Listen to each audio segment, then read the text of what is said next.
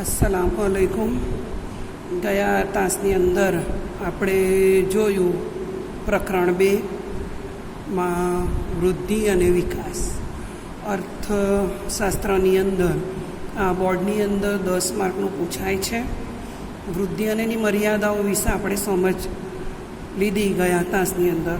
આજે લઈએ આર્થિક વિકાસ. આર્થિક વિકાસ દરમિયાન દેશની વાસ્તવિક રાષ્ટ્રીય આવક અને વાસ્તવિક માથાદીઠ આવક વધે છે. તો આર્થિક વિકાસ એ માત્ર પરિમાણાત્મક ફેરફાર નથી. પરિમાણાત્મક ફેરફાર એટલે કે અર્થતંત્રની અંદર રાષ્ટ્રીય આવક વધે તો માથાદીઠ આવક વધે તો બચતનો દર વધે તો દેશની અંદર મૂડીરોકાણ વધે તો દેશની અંદર જે આપણા 3 ક્ષેત્રો છે, ખેતી, ઉદ્યોગ અને સેવા ક્ષેત્ર, તેનું ઉત્પાદન વધે એટલે અર્થતંત્રની અંદર રોજગારી વધે એટલે શું થાય કે અર્થતંત્રની અંદર પૂર્ણ રોજગારી જેવી સ્થિતિ ઊભી થાય. તો જેને આપણે આમ જોવા જઈએ તો પરિમાણાત્મક પરિવર્તનને આપણે માપી શકીએ. તો આ પરિમાણાત્મક ફેરફાર નથી. તેથી આવકના વધારાની સાથે કેટલાક ગુણાત્મક ફેરફારો પણ થાય છે. ગુણાત્મક ફેરફારો તો કે દેશનું માળખું બદલાય, ખેતી તરફ લોકો ઉત્પાદન કરવા. દાખલા તરીકે ભારત ખેતી પ્રધાન દેશ છે.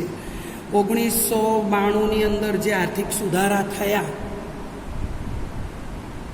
એની અંદર આપણે જોવા જઈએ તો IMF પાસે જ્યારે ભારતે કરજની માંગણી કરી, લોનની, તો IMF એટલે કે ઇન્ટરનેશનલ નાણાં ભંડોળે એક શરત મૂકી કે તમારા જે માળખામાં જૂનું માળખું છે એમાં ફેરફાર લાવો.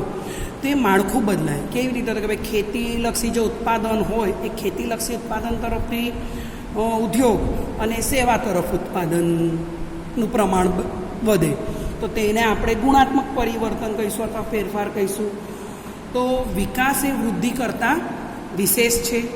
વિકાસની પ્રક્રિયા દરમિયાન દેશનું આર્થિક અને સામાજિક માળખું બદલાય છે. આર્થિક પ્રગતિની સાથે આર્થિક પ્રગતિ એટલે શું? તો કે આર્થિક પ્રગતિ એટલે કે અર્થતંત્રની પ્રગતિ થાય, પરિણામે લોકોના આર્થિક જીવનમાં પણ સુધારો થાય, તો તેને આપણે આર્થિક પ્રગતિ કહીશું. તે સાથે સામાજિક ક્ષેત્રમાં પણ પ્રગતિ થાય. સામાજિક ક્ષેત્રમાં લોકોના વિચારો બદલાય, બરાબર, અને એ રીતે આ રાષ્ટ્રીય આવકનું પણ માળખું બદલાય. તો કે પહેલાં રાષ્ટ્રીય આવકની અંદર ખેતી ક્ષેત્રનો ફાળો હતો. હવે ધીરે ધીરે આપણો ઉદ્યોગ ક્ષેત્ર અને સેવા ક્ષેત્રનો ફાળો પણ વધ્યો છે. તો આમ રાષ્ટ્રીય આવકનું માળખું બદલાય. તો રાષ્ટ્રીય આવકમાં ખેતી ક્ષેત્રનો ટકાવારી ફાળો ઘટે અને હું કહી ગઈ તેમ ઉદ્યોગ અને સેવા ક્ષેત્રનો ફાળો વધે છે. ખેતીની અંદર જે પ્રચ્છન્ન બેકારી આપણે 11માં બેકારીના પ્રકારમાં જોઈ ગયા. પ્રચ્છન્ન એટલે કે છુપા બેરોજગાર, અદ્રશ્ય બેરોજગાર અથવા તો ગુપ્ત બેરોજગાર, કે જેને આપણે કામ કરતા જોઈ શકીએ કે ભાઈ પેલો સામેવાળો વ્યક્તિ કામ કરે છે પરંતુ તેનું ઉત્પાદનની અંદર ફાળો શૂન્ય હોય, બરાબર, એની ઉત્પાદકતા શૂન્ય હોય, તો તેને આપણે પ્રચ્છન્ન બેરોજગાર કહીશું. અને આ પ્રચ્છન્ન બેરોજગારો ખેતી ક્ષેત્ર વધારે જોવા મળે છે. જો આધુનિક ટેકનોલોજી અમલમાં આવે તો પેલા પ્રચ્છન્ન બેરોજગારો જે છે એને ઉદ્યોગ ક્ષેત્ર કે સેવા ક્ષેત્રની અંદર આ ટેકનોલોજી આવતા રોજગારી મળે તો આ પ્રચ્છન્ન બેરોજગારી ઘટે, જેનાથી સમય અને ખર્ચ બચે. નવા બિયારણો શોધાયા ખેતી ક્ષેત્રે. નવા બિયારણો એટલે કે સંકર બિયારણ. પરિણામે ઉત્પાદન અને વેચણીનું સંસ્થાકીય માળખું બી બદલાય. અને આ માળખાકીય પરિવર્તન થાય તો અર્થતંત્રની અંદર આગળ હું તમને કહી ગઈ તેમ ગરીબી, બેકારી અને અસમાનતા ઘટે અને દેશની અંદર આર્થિક વિકાસ થાય. તો આ છે આપણી સામાન્ય સમજ. હવે આપણે આ લઈએ એની વિવિધ અર્થશાસ્ત્રે આપેલી આર્થિક વિકાસની વ્યાખ્યાઓ. વિવિધ વ્યાખ્યાની અંદર પહેલી જ વ્યાખ્યા આપણે લઈએ માઇકલ ટોડેરોની. માઇકલ ટોડેરોએ વ્યાખ્યા આપી છે કે આર્થિક વિકાસની કે આર્થિક વિકાસ એ બહુપરિમાણીય પ્રક્રિયા છે. બહુપરિમાણીય પ્રક્રિયા એટલે બહુપરિમાણીય એટલે આપણે ઉપર જ અહીંયા મેં તમને સમજાવ્યું કે એક કરતાં વધારે પરિમાણાત્મક ફેરફાર થાય. દાખલા તરીકે રાષ્ટ્રીય આવક, માથાદીઠ આવક, બચતનો દર, મૂડીરોકાણનો દર, તો આ એક કરતાં વધારે પરિમાણીય પ્રક્રિયા એટલે કે બહુપરિમાણીય પ્રક્રિયા છે. એ કોણ કહે છે કે માઇકલ ટોડેરો. આ એક માર્કના પ્રશ્નમાં પૂછાય. બીજું છે, બીજી વ્યાખ્યા આપી છે G.M. મેયરે. G.M. મેયર કહે છે કે આર્થિક વિકાસ એવી પ્રક્રિયા છે કે જે હેઠળ ગરીબી રેખાની નીચેની વસ્તીમાં વધારો ન થાય. હવે શબ્દ આવે છે ગરીબી રેખા, એની વ્યાખ્યા પણ પૂછાય છે બોર્ડની અંદર. હવે આપણે ગરીબીના ચેપ્ટરમાં જોઈ જઈશું, પણ હું તમને એક સામાન્ય સમજ આપી જાઉં તો કે આવક અને ખર્ચની જે રેખા હોય, મહત્તમ આવક અને મહત્તમ ખર્ચ કરી શકે એ રેખાની નીચે જીવતા હોય એને આપણે કહીશું કે આપણે ગરીબી રેખાની નીચે જીવતા લોકો છે. વ્યવસ્થિત રીતે આપણે ગરીબીના ચેપ્ટરમાં જોઈશું જ્યારે આવશે આગળનું ચેપ્ટર ત્યારે.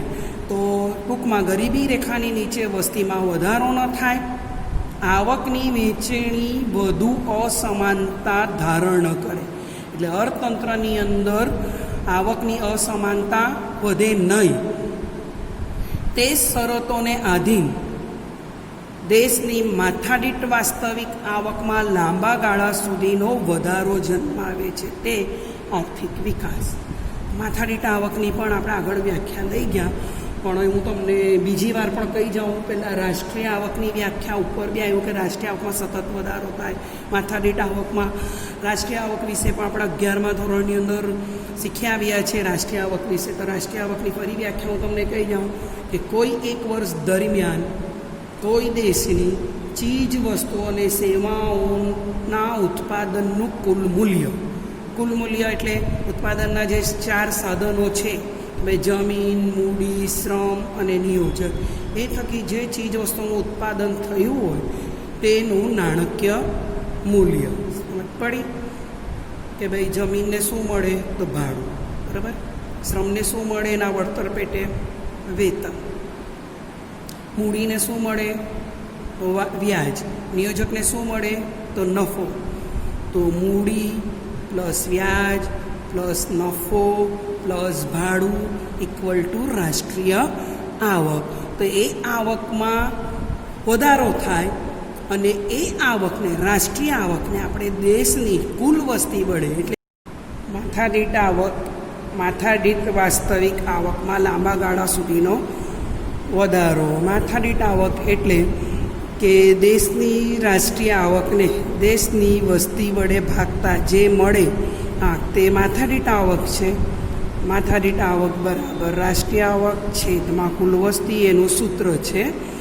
તો હવે G.M. મેયરની વ્યાખ્યા પૂછાય બોર્ડમાં, તમારે મોઢે કરી રાખવાની છે. આર્થિક વિકાસ એવી પ્રક્રિયા છે કે જે હેઠળ ગરીબી રેખા નીચેની વસ્તીમાં વધારો ન થાય, આવકની વહેંચણીની અસમાનતા વધુ ધારણ ન કરે, એ શરતોને આધીન રહીને દેશની માથાદીઠ વાસ્તવિક આવકમાં લાંબા ગાળા સુધીનો વધારો જન્માવે, એને આપણે આર્થિક વિકાસ કહીશું. એક પ્રક્રિયા છે એમ જે G.M. મેયર કહે છે. આગળ લઈએ મેક્લપની વ્યાખ્યા. તો કે વસ્તી સ્થિર હોય કે સતત વધતી હોય? સ્થિર હોય એટલે કે જ્યાં છે ત્યાં જ સુધી સ્થિર હોય, અથવા સતત વધતી હોય, પરંતુ ઉત્પાદનના સાધનો તથા ઉત્પાદનની રીતમાં ફેરફાર જન્માવતી એવી પ્રક્રિયા છે કે જેને લીધે માથાદીઠ આવકમાં સતત વધારો થતો હોય અને લોકોનું જીવન ધોરણ ઊંચું જતું હોય. આગળ હું તમને સમજાવી ગઈ હતી આર્થિક વિકાસનો જે સામાન્ય અર્થ લીધું ને સમજાવ્યું હતું ત્યારે આપણા વિડીયોમાં, કે આર્થિક વિકાસનો મુખ્ય હેતુ લોકોનું જીવન ધોરણ ટકાવી રાખવાનું છે. તો આ મેક્લેપ પણ એ જ કહે છે કે લોકોનું જીવન ધોરણ ઊંચું જતું હોય તો તે દેશનો આર્થિક વિકાસ થઈ રહ્યો છે તેમ કહેવાય.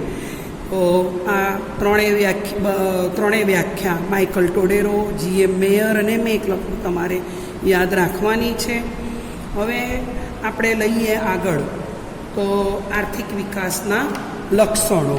બરાબર, કે કયા હિસાબે આપણે કહી શકીએ કે આર્થિક વિકાસ થઈ રહ્યો છે. મોટા પ્રશ્નોમાં પૂછાય 5 માર્ક્સના સેક્શનમાં કે આર્થિક વિકાસ એટલે શું, એની વ્યાખ્યા આપી અથવા અર્થ આપી આર્થિક વિકાસના લક્ષણો સમજાવો. તો પહેલું જ લઈએ આપણે તો કે આર્થિક વિકાસ એ સતત ચાલતી પ્રક્રિયા છે. પહેલું જ લક્ષણ છે આર્થિક વિકાસ એ સતત ચાલતી પ્રક્રિયા છે. કે ભાઈ આર્થિક વિકાસની પ્રક્રિયા ચોક્કસ દિશામાં, નિયત ક્રમમાં, ધીમી પણ મજબૂત પ્રક્રિયા છે. કોઈ પણ દેશમાં વિકાસની પ્રક્રિયા શરૂ કરવાનું કામ સરળ છે, પણ તે જાળવી રાખવાનું કામ મુશ્કેલ છે. તો સામાન્ય રીતે વિકાસની પ્રક્રિયા શરૂઆતમાં ઝડપી હોય છે, સમય જતાં વિકાસની પ્રક્રિયા ધીમી પડે છે. તો આમ વિકાસ થઈ ગયો હોય અને પણ એને જાળવી રાખવું, લોકોનું જીવન ધોરણ જાળવી રાખવું, માથાદીઠ આવક જાળવી રાખવી, એ આપણે કામ સરળ નથી, મુશ્કેલ છે. બરાબર, તે સતત ચાલતી પ્રક્રિયા છે. આગળ લઈએ બીજું એનું લક્ષણ કે આર્થિક વિકાસ એ પરિમાણાત્મક અને ગુણાત્મક પરિવર્તન થાય છે. આર્થિક વિકાસમાં હું તમને આગળ આનું વ્યવસ્થિત રીતે પરિમાણાત્મક અને ગુણાત્મક પરિવર્તન એટલે શું સમજાવી ગઈ. ફરી એકવાર કે આર્થિક વિકાસમાં ઉત્પાદનમાં વધારો એટલે પરિમાણાત્મક અને સંશોધનો દ્વારા વસ્તુની ગુણવત્તામાં સુધારો થાય, તો એ ગુણાત્મક પરિવર્તનો પણ થાય સાથે સાથે. તો આર્થિક વિકાસ એ પરિમાણાત્મક અને ગુણાત્મક પરિવર્તન છે. આગળ લઈએ તો માંગમાં પરિવર્તન આવે છે કે વિકાસ થવાની સાથે સાથે લોકોની આવક વધે. આવક વધે એટલે લોકો પહેલાં તો પોતાની જે પ્રાથમિક ચીજ વસ્તુઓની માંગણી કરે, પછી આવક વધે તો એ સુખ સગવડની ચીજ વસ્તુઓની માંગ કરે. તો સુખ સગવડની ચીજ વસ્તુઓની જરૂરિયાત પૂરી થાય, ચીજ વસ્તુ કે સેવાની, પછી મોજ શોખની વસ્તુઓની માંગ કરે. ટૂંકમાં આવક વધતા લોકોની જે શું છે રુચિ બદલાય છે, પરિણામે માંગ પણ બદલાય છે. બરાબર, કે ભાઈ પ્રાથમિક જરૂરિયાતમાં આવે તો કે ભાઈ આપણે ખાવાનું, રહેઠાણ, કપડાં વગેરે. આવક વધે તો આપણે મોજ શોખની વસ્તુઓ પાછળ ખર્ચ કરીએ, ટીવી લઈએ, ફ્રીજ લઈએ, એસી લઈએ.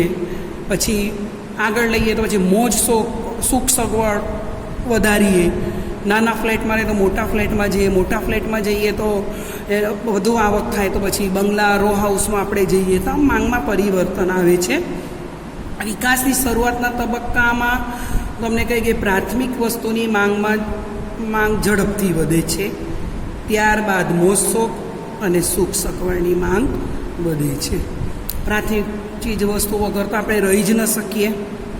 એ પ્રાથમિક ચીજ વસ્તુઓની જરૂરિયાત આપણી સંતોષાય તો પછી આપણે મોજ શોખની કે ભાઈ ટીવી લઈએ, પછી ટીવી, ફ્રીજ, એસીની માંગ સંતોષાય, પછી હજુ પણ આપણી આવક વધી તો આપણે સુખ સગવડની આવકો વધતા સુખ સગવડની માંગ કરીએ. ઉદાહરણ તમને હું આપી ગઈ. તો આ માંગમાં પરિવર્તન આવે છે. જેમ આર્થિક વિકાસ થાય તેમ માંગમાં પરિવર્તન આવે છે. શ્રમની ગતિશીલતા વધે છે. બરાબર, શ્રમની ગતિશીલતા, શ્રમિક એમ જોવા જઈએ તો એની ગતિશીલતામાં અવરોધ ઉત્પન્ન થાય છે. પણ કેટલાક એવા પરિબળો છે આપણે 11માં જોઈ ગયા કે ભાઈ આબોહવા, કુટુંબ પ્રત્યેનું પ્રેમ, એના હિસાબે એની ગતિશીલતા અવરોધાય છે. પણ વિકાસના કારણે શિક્ષણ વધતા અને એને લીધે આપણે જોવા જઈએ તો શિક્ષણ વધે, આપણું માળખું બદલાય અને એના લીધે વાહન વ્યવહારની સગવડો વધે અને એના હિસાબે શ્રમની ગતિશીલતામાં પણ વધારો થાય છે. પછી મૂડી સર્જનમાં વધારો થાય. 5મું લક્ષણ છે મૂડી સર્જનમાં વધારો થાય છે. તો મૂડી સર્જનમાં કેવી રીતે વધારો થાય તો કે ભાઈ લોકોની આવકો વધે તો બચત વધે તો મૂડી રોકાણ થાય, અને મૂડી રોકાણ થાય તો મૂડી સર્જન થાય. તો આમ વિકાસની જુદી જુદી વસ્તુઓની માંગ વધે, નવા સાહસિકો આગળ આવે, એટલે કે નવી ટેકનોલોજી વધતા નવી ચીજ વસ્તુઓનું ઓછા સમયમાં વધુ ઉત્પાદન કરે, અને આ મૂડી સર્જન અને મૂડી રોકાણના દરમાં વધારો થાય અને દેશ વિકાસ તરફ આગળ જાય. છઠ્ઠું લક્ષણ છે ટેકનોલોજીમાં ફેરફાર થાય છે. આર્થિક વિકાસ થતાં દેશનો ટેકનોલોજી બદલાય. પહેલાં આપણે જોઈએ તો કે ભાઈ આપણા જે પૂર્વજો છે એ પૂર્વજો લાકડા પર કોલસા પર રસોઈ કરતા, બરાબર. ધીમે ધીમે આપણે ગેસના જે બાટલા હતા એ થકી આપણે રાંધતા થયા. એ પછી આવી ગેસ લાઈન પછી હવે તો આપણે જોઈએ તો ઇલેક્ટ્રિક સગડી, ઓવન, ઓટીજી વગેરે. આમ ટેકનોલોજી બદલાય એમ કોલસા લોખંડ ઉપર આધારિત ટેકનોલોજી અપનાવતા વિકાસ દર ઝડપી બને છે. આમ જોવા જઈએ તો ટેકનોલોજીમાં ફેરફાર થાય છે એનું છઠ્ઠું લક્ષણ. સાતમું લઈએ તો અમુક તબક્કા બાદ વિકાસની પ્રક્રિયા સ્વયંભૂ હોય છે.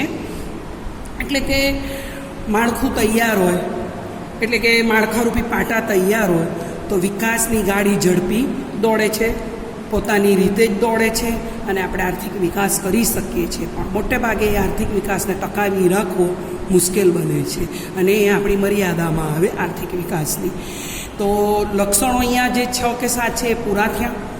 બોર્ડમાં પૂછાય કે આર્થિક વિકાસનો અર્થ આપી તો આર્થિક વિકાસના લક્ષણો વિગતવાર સમજાવો, એવું 5 માર્કની અંદર ઈ સેક્શનમાં પૂછાવાની શક્યતા વધુ છે. હવે આપણે લઈએ આર્થિક વિકાસની મર્યાદાઓ, એટલે કે આર્થિક વિકાસના ખ્યાલની મર્યાદા પણ 3 માર્ક્સની અંદર ડી સેક્શનમાં પૂછાવાની શક્યતા વધુ. તો આર્થિક વિકાસ એ દેશની પ્રગતિને દર્શાવે છે.